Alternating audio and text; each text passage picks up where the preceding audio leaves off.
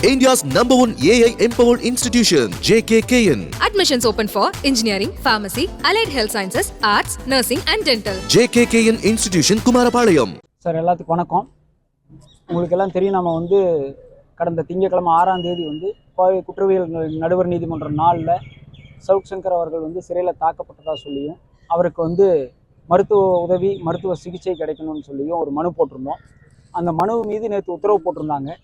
அந்த உத்தரவின்படி இன்றைக்கி சவுக் சங்கர் அவர்கள் காலையில் ஒரு 10:30லேருந்து 11 மணிக்குள்ளே கவர்மெண்ட் ஹாஸ்பிட்டல் கோயம்புத்தூரில் JM4 நடுவர் நீதிமன்றத்தினுடைய உத்தரவின் அடிப்படையில் கோயம்புத்தூர் மருத்துவக் கல்லூரி மருத்துவமனையில் இன்றைக்கி அவர் ட்ரீட்மெண்ட்டுக்காக கூட்டிகிட்டு போயிருந்தாங்க. உங்களுக்கு எல்லாம் தெரியும், நீங்கள் பார்த்துருப்பீங்க.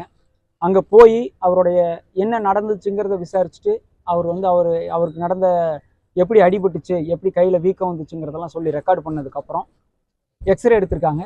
நம்ம முதல்ல சந்தேகப்பட்ட மாதிரியும் நம்ம முதலே அவர் சொன்னதை உங்கள்கிட்ட சொல்லியிருக்கோம். அடித்ததில் எனக்கு ஃப்ராக்சர் ஆகிருக்குன்னு சொல்லியிருந்தார்.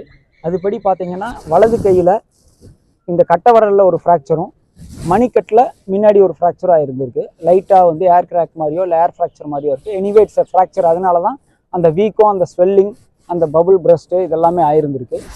அதுக்கு எக்ஸ்ரே எடுத்து முடித்ததுக்கப்புறம் மாவுக்கட்டு போட்டிருக்காங்க. மாவுக்கட்டு போட்டு அவர் அதற்கான சிகிச்சைகள் அளிக்கப்பட்டு அதற்கான மருந்துகள் கொடுக்கப்பட்டு அவருக்கு மாவுக்கட்டு போட்டதுக்கப்புறம் தான் இப்போ ஹீ ஃபீல் வெரி ரிலீஃப்டு. இன்றைக்கி கோவை அரசு மருத்துவமனையில் போய் எடுக்கப்பட்ட சிகிச்சைக்கு அப்புறம் தான் அவர் மென்டலி ஸ்ட்ரெஸ்ஸில் இருந்தது. ஆக்சுவலாக அவர் ரொம்ப ஸ்ட்ரெஸ்ஸில் இருந்தார். இந்த அடிபட்டதுனால ஃப்ராக்சருக்கான எக்ஸ்ரே எடுக்கலை, அந்த கட்டு போடலைங்கிறதுனால ரொம்ப மன அழுத்தத்தில் இருந்தார். அந்த மன அழுத்தத்திலிருந்து இன்றைக்கி கொஞ்சம் விடுபட்டிருக்காப்புல. கட்டு போட்டதுக்கப்புறம் ஹி ஃபீல்ஸ் பெட்டர். அந்த ஃப்ராக்சர் இருக்குது அப்படிங்கிறது இப்போ உறுதியாயிருக்கு. அதாவது என்னென்னா, சிறையில் அவர் தாக்கப்பட்டதாக அவர் சொல்லி எனக்கு ஃப்ராக்சர் ஆகிருக்குன்னு 3 நாளாக சொல்லி அதைப்படி அந்த டிஸ்ட்ரிக்ட் லீகல் சர்வீஸ் அத்தாரிட்டி போய் பார்த்துட்டு வந்த ரிப்போர்ட்டின் அடிப்படையில் அவர் தாக்கப்பட்டது உண்மைன்னு சொல்லி இப்போ கையில் ஃப்ராக்சர் இருக்குங்கிறத அவர் சொன்ன கூற்று உண்மைங்கிற அளவுக்கு இருக்குது இப்போ வரைக்கும். நம்பர் 1. நம்பர் 2 இன்றைக்கி கஸ்டடி பெட்டிஷன் இருந்தது. காலையிலேருந்து இன்றைக்கி வர்றதா இருந்தது.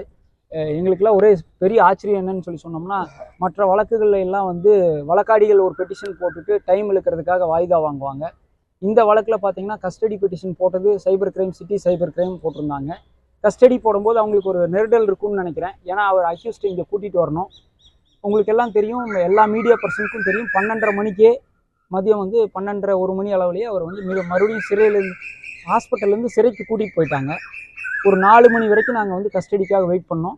4 மணிக்கு அவர் சிறைக்கு போயிட்டாரா இல்லை மருத்துவத்திலேயே இருக்கிறாரான்னு எங்களுக்கு தெரியல. அதனால் இன்றைக்கி கஸ்டடியில் ஆஜர்படுத்த முடியாது, எங்களுக்கு திங்கட்கிழமை வாய்தா வேணும்னு கேட்டிருக்காங்க. அவங்க போட்ட பெட்டிஷனில் அவங்களே வாய்தா கேட்டிருக்காங்க. 2வது டைமாக வாய்தா கேட்டிருக்காங்க. கண்டிப்பாக திங்கட்கிழமையாவது ஆஜர்படுத்திடுவாங்கன்னு நம்ம நம்புகிறோம். அதே மாதிரி அரசு மருத்துவக் கல்லூரியில் திங்கட்கிழமை அந்த கட்டு மாற்றுறதுக்காகவும் அவரை வர சொல்லியிருக்காங்க. ஸோ வர்ற திங்கட்கிழமை காலையில் கட்டு மாற்றணும், திங்கட்கிழமை காலையில் கஸ்டடி இங்கே கொடுக்கணும். இந்த அப்சர்வேஷன்ஸ் எல்லாம் ஹைகோர்ட்டில் ரெக்கார்டு பண்ணிவிட்டு இன்றைக்கி அவங்க தாயார் தாக்கல் செய்திருந்த ஆட்கொணர்வு மனுவில் இந்த டிஎல்எஸ்ஏ போயிட்டு வந்த ரிப்போர்ட்டை ரெக்கார்ட் பண்ணிவிட்டு JM4 நீதிபதி அவர்களே அதில் என்கொயரி பண்ணதுனால மருத்துவ உதவிக்காக அவர் ஜிஹெச்சுக்கு போயிருக்கிறதுனால இந்த ரிட் பெட்டிஷனை க்ளோஸ் பண்ணிக்கிறோன்னு சொல்லிட்டு ஹைகோர்ட்டில் ஒரு அப்சர்வேஷனோடு அது க்ளோஸ் ஆகிருக்கு. என்னை பொறுத்த வரைக்கும் நான் நேற்று பேட்டியில் நம்ம சொன்ன மாதிரி கோவை மருத்துவமனை அரசு மருத்துவமனை மருத்துவர்கள் ரொம்ப கவனமாகவும் ரொம்ப அன்பாகவும் முத்துக்குமார் சொன்ன மாதிரி இத்தனை நடந்த பின்பும் இந்த உலகத்தில் அன்பை கொள்ள ஆயுதம் கண்டுபிடிக்கப்படலைங்கிற மாதிரி அவர் மேலே ரொம்ப அக்கறை எடுத்து அவருக்கான முறையான சிகிச்சை கொடுத்தாருன்னு சொல்லி சவுக் சங்கர் அவர்கள் இன்னைக்கு சிறையில் சந்திக்கும் போது சொன்னார். இன்னைக்கு பார்த்தீங்கன்னா மொத்தம் இதுவரைக்கும் அவருக்கு சம்மன் சர்வ் பண்ணது 5 வழக்கு மொத்தம். கோயம்புத்தூரில் 1, தேனியில் 1, இன்னைக்கு மெட்ராஸில் 2 வழக்குக்கு அவருக்கு கைது குறிப்பானை கொடுத்துருக்காங்க. திருச்சி 1, 2 சென்னை கொடுத்துருக்காங்க. அப்போ மொத்தம் இதுவரைக்கும் 5 வழக்குகளுக்கான கைது அவர் செய்யப்பட்டிருக்கார். கோவை 1, தேனி வழக்கில் 2, திருச்சியில் 1 3, சென்னையில் 2 சைபர் கிரைம் மொத்தம் 2, மொத்தம் 5 வழக்கில் அவருக்கு இதுவரைக்கும் கைது செய்யப்பட்டிருக்கார். அவ்வளோதானே? இல்லை சார், தேனி மட்டும்தான் கஞ்சா வழக்கு, மற்றதெல்லாம் சைபர் கிரைம், ஐடி ஆக்டு அந்த மாதிரி தான். ஆமாம். அது 5 வழக்கில் 1 வழக்கு கஞ்சா வழக்கு, அது தேனி சம்மந்தப்பட்டது. மற்ற 4 வழக்கும் கோவைக்கு போட்டிருக்கிற வழக்குகளுக்கு முன்ன பின்ன தான் இருக்குது. அதில் ஒரு செக்ஷன்ஸ் முன்ன பின்ன போட்டிருக்காங்க. அதெல்லாம் அந்தந்த மாவட்டத்தில் அந்தந்த வழக்கறிஞர்கள் பார்ப்பாங்க. இதை நம்ம கோயம்புத்தூரில் மட்டும் பார்த்துருக்கோம். நம்ம போராட்டம் உங்களுக்கு நல்லா தெரியும். அடிபட்டுச்சு, அதுக்கான சிகிச்சை வேணுங்கிறத போராடி இன்னைக்கு பெற்றிருக்கோம்.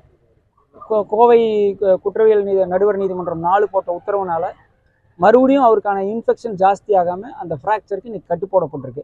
அதனால அது அவருடைய கூற்றுப்படி, அவருடைய வாக்குமூலத்தின்படி அடிக்கப்பட்டிருக்காரு. அதனால தான் ஃப்ராக்சர் ஆகிருக்குங்கிறது இன்னைக்கு உறுதி செய்யப்பட்டிருக்கு. ஏன்னா அவரை ரிமாண்ட் செய்யும் போது ஜெயமோனில் கடந்த சனிக்கிழமை 4ஆம் தேதி ரிமாண்ட் செய்யும் போது இடது கையில் இருக்கிற காயங்கள் குறித்து தான் குறிப்பிட்டிருக்காங்க. வலது கையில் எந்த காயம் இல்லைங்கிறது தெளிவாக இருக்குது. சிறைத்துறை மறுபடியும் தவறான ஒரு தகவல் சொல்லியிருக்காங்க. இடது கையில் தான் காயங்கள் இருக்கிறதா சொல்லி ரிமாண்ட் ரிப்போர்ட்டில் தெளிவாக இருக்குது. இப்போ ஃப்ராக்சர் ஆகிருக்கிறது வலது கையில். அது அடித்ததுனால தான் ஃப்ராக்சர் ஆகிருக்குன்னு சொல்லியிருக்காரு.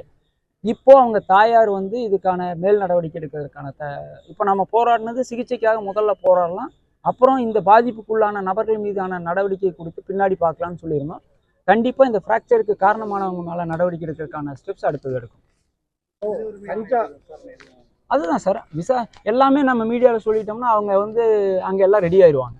எல்லாம் என்னென்ன நடவடிக்கை எடுக்க போகிறோம், யார் மேலே குற்றம் சாட்ட போகிறோம், என்னென்ன சட்டத்தின் அடிப்படையில் போக போகிறோம்னு சொல்லிட்டா அவங்களுக்கு ப்ரிப்பரேஷன் பண்ணுறதுக்கு கொஞ்சம் ஈஸியாக இருக்கும். அதனால் நம்ம அதை வேண்டாம் பண்ணினதுக்கப்புறம் கண்டிப்பாக மீடியா மக்களுக்கு உங்களுடைய மீடியாவுடைய தொலைக்காட்சிகளுடைய பத்திரிகைகளுடைய சப்போர்ட் இல்லாமல் இந்த மனித உரிமை மீறல் நம்ம தட்டி கேட்டிருக்கவே முடியாது. உங்களுக்கு நான் திருப்பி அதான் சொல்கிறேன், ஒரு காயத்துக்கு ஒரு எக்ஸ்ரே எடுத்து கட்டு போடுறதுக்கு நம்மளுக்கு 3 நாள் ஆயிருக்கு. ஜனநாயகத்தில் உங்களுடைய துணை இல்லாமல் சவுக் சங்கருங்கிறதெல்லாம் தாண்டி ஒரு சிறை கைதிக்கு அடிபட்டதுக்கு சிறையிலேயே அது பண்ணியிருக்கலாம். இந்த வசதி வாய்ப்புகள் சிறையிலேயே இருக்குது. இது இவ்வளோ கஷ்டப்பட்டுருக்க வேண்டியதே இல்லை. அழகாக ஜெயிலில் இருக்கக்கூடிய போலீஸ் ஹாஸ்பிட்டல்லையே இன்னைக்கு ஜிஹெச்சில் இருக்கக்கூடிய வசதிகள் இருந்திருக்கு. கண்டிப்பாக எதையா ஒரு காரணம் சொல்லி இந்த சிகிச்சையை முதல்ல அவங்களால கொடுத்துருக்க முடியும். என்ன ஒரு எக்ஸ்ரே எடுக்கிறதுக்கும் ஒரு 2 ஃப்ராக்சரை கண்டுபிடிக்கிறதுக்கும் என்ன ஃப்ராக்சரோட தன்மை என்னன்னு நம்மளுக்கு இப்போ வரைக்கும் தெரில. ஃப்ராக்சர் இருக்குது, 2 ஃப்ராக்சர் கையில் மணிக்கட்டில் ஒன்று கட்டவரில் ஒன்று இருக்குங்கிறது உறுதிப்படுத்தப்பட்டிருக்கு. அதோடைய தன்மை என்னங்கிறதுக்கான மெடிக்கல் ரிப்போர்ட்ஸ் நம்மளுக்கு தரமாட்டாங்க. அது திருப்பியும் சிறை நிர்வாகத்துக்கு தான் போயிருக்கு. அந்த ரெக்கார்ட்ஸ் நாங்கள் கேட்டு நாளைக்கு மனு போட்டு தான் வாங்கணும். அதெல்லாம் மனுகள்லாம் ஒன்று மனு போட்டு வாங்குறதுனால ரொம்ப டைம் எடுக்குது. டெஃபினட்டாக பேப்பர்ஸ் கிடைக்கும். இவ்வளவு போராடி இருக்க வேண்டியதில்லை. இந்த கையில் ஒரு மாவு கட்டு போடுறதுக்கும் ஒரு அடிபட்ட ஃப்ராக்சருக்கும் இவ்வளவு போராடி இருக்க வேண்டியதில்லை. இந்த மருத்துவ உதவி கிடைத்ததுக்கு முழு காரணம் பத்திரிகை நண்பர்கள் தான். 2 கட்டவரில் வலது கட்டவரில் ஒன்று, மணிக்கட்டில் ஃப்ரண்ட்டில். அவர் மேலே போடப்பட்ட கஞ்சா வழக்கில் கஞ்சா கார்ல இருந்து எடுக்கப்பட்டதா சொல்லியிருக்கு. அது சம்மந்தமா உங்ககிட்ட அவர் ஏதாவது தகவல் ஏதாவது? இல்லைங்க, அவர் தெளிவாக என்ன சொல்கிறாருன்னா, அவரை இரவு அதிகாலை 1:30 மணிக்கு அவரை கைது பண்ணிட்டாங்க. கஞ்சா கைப்பற்றப்பட்டதாக சொல்கிறதெல்லாம் 8 மணி, வெடிய காத்தால் 8 மணிக்கு மேலே. அவர் கைது செய்யப்பட்டு 7 மணி நேரம் கழித்து தான் அந்த கஞ்சா அந்த கார்லேருந்து எடுத்ததாக சொல்கிறாங்க. அதை நம்ம இப்போ டீட்டெயில்டாக போனோம்னா கேஸ் நடத்துகிற மாதிரி ஆயிரும்.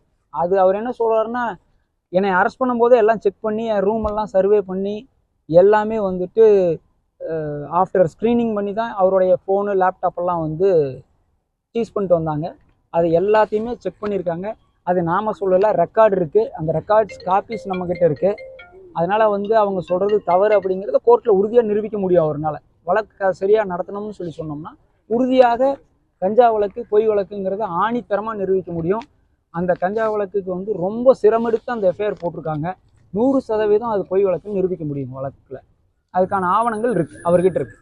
ஓகே, அப்போ இப்போ இந்த மருத்துவ குழு போய் ஆய்வு செஞ்சுட்டு வந்தாங்க இல்லையா, அவங்க ஆய்வு செஞ்சு இதில் நீதிமன்றத்தில் எந்த மாதிரியான அறிக்கை தாக்கல் செஞ்சாங்க? கரெக்ட், அதை நம்ம ரெக்கார்ட்ஸ் படித்து கோர்ட்டில் படிக்கிற கொடுத்தாங்க. நம்ம நேற்று சொல்லியிருக்கோம். அந்த குழு போய் சண்முகவேல் தலைமையில், அதாவது டிஸ்ட்ரிக்ட் லீகல் சர்வீஸ் அத்தாரிட்டியோடைய chief defence council mister Shanmugavel தலைமையில் போன குழு கிட்ட சவுக் சங்கர் அவர்கள் நான் சிறையிலே தாக்கப்பட்டதாக ஒரு வாக்குமூலம் கொடுத்துருக்கார். அப்படி அந்த வாக்குமூலம் அவர் கொடுத்துருக்கிறாருங்கிறது அந்த ரிப்போர்ட்டில் கொடுத்துருக்கு.